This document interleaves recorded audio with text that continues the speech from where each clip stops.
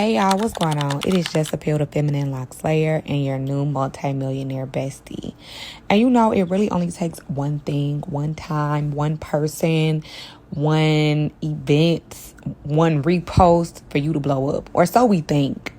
You know, we always see when somebody levels up in the one thing that we feel like changed the trajectory of their career. But we really never see the years of work that they put in before that.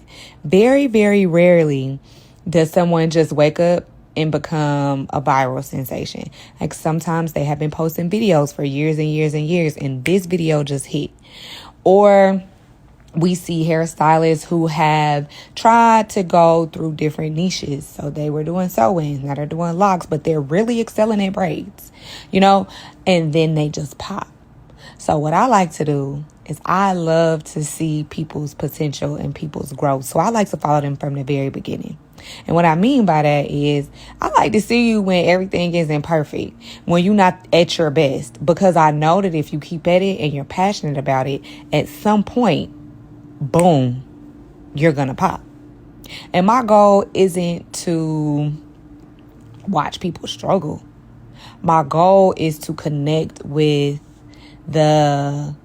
or relate to where they're coming from, because I wasn't always good at what I do. And I also wasn't always doing locks. If you know, you know.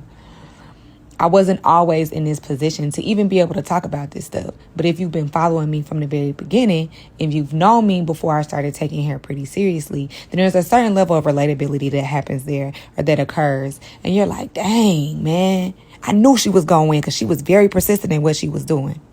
So I say all that to say, if you have something going on and you're very passionate about it and you feel like it has been placed on your heart to do it, I don't care how many people are in that field, do it, pursue it, because you never know what's on the other side of that.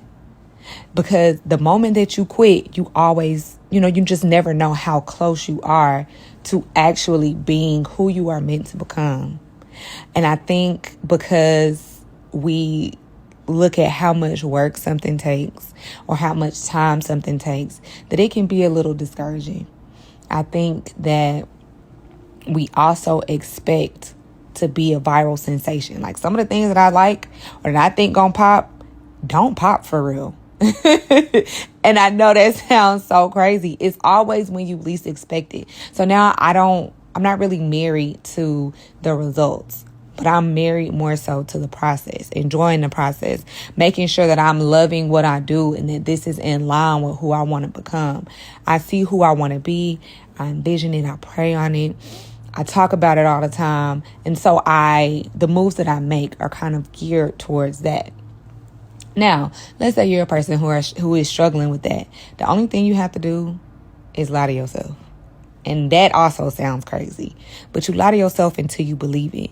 You lie to yourself until you can get your inner self to actually believe that who you are and who you want to become are synonymous. Like they're moving in the right direction. Who you are is moving in the right direction to who you want to become. Once you master that, man, nothing is out of reach.